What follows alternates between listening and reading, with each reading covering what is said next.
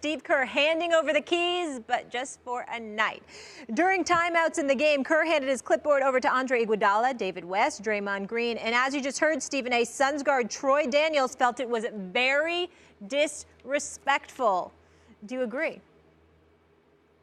My response is no, but more importantly, who cares what he thinks? Who cares what anybody on the Phoenix Suns think? They stink right now. They're 18-40. Thank God Devin Booker wasn't a part of this game. He didn't play because I wouldn't wish that on him because he's a baller. He can ball. The fact of the matter is that Steve Kerr did it because he was able to do it because of the level of competition that they were going up against. They get no sympathy from me if you're the Phoenix Suns. I'm sorry. Get a better organization. Get a better team and then come talk to me. Eric Bledsoe is gone. Greg Monroe is gone. Devin Booker is injured. And so when you look at it from that perspective, it's like, give me a break. But I will say this. I appreciate where Steve Kerr was coming from. There's going to be some people that believes he was grandstanding, obviously. They believe it's much ado about nothing. And you know what? Let him do something like that in the playoffs and the finals and then come talk to us. That's their mentality. That is not my mentality. When I watched what Steve Kerr did last night, the reason why I had no problem with it is because of his explanation.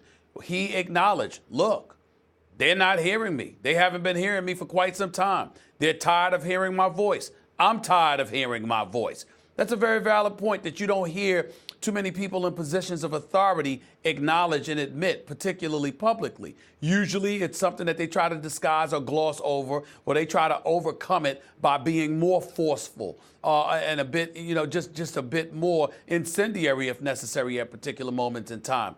That's not what he was doing here. He's saying we're the reigning defending world champions. We won 2 of the last 3 finals. We've been to 3 consecutive NBA finals. We've played a lot of basketball games along the way.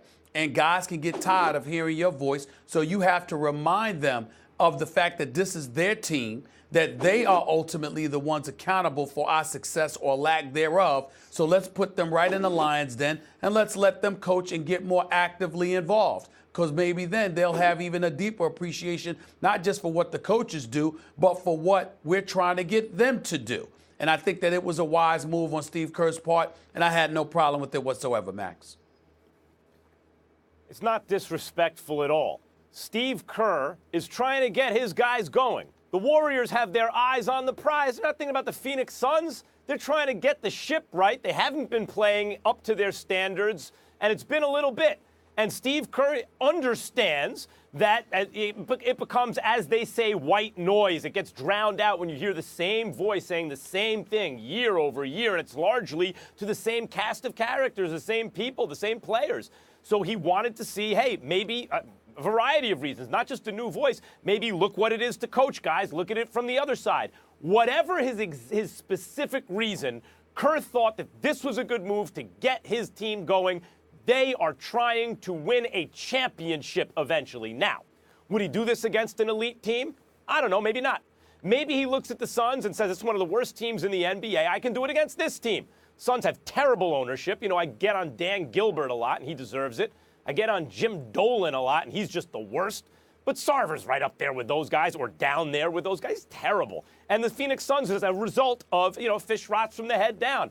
And what they have is a rotten fish head. That's a rotten organization as a result. And they're no good year after year. And so, yeah, Steve Kerr can say, yeah, that's a win. I can do it against that team.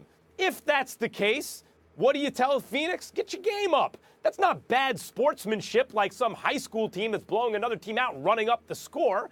That's completely different. That's a team working on themselves. And if they use you as a kind of trial horse to work something against, and you don't like it because it points out that you're not good enough, too bad. They're not thinking about you. Steve Kerr's job is not to protect your feelings about how sorry your team is or your play is. It just shouldn't factor into his equation, into his thinking about his own team. So no, it was not disrespectful for Steve Kerr to do that. Stephen A., it's a lot like touchdown celebrations. You don't want him to celebrate? Don't let him in the end zone. Same thing here.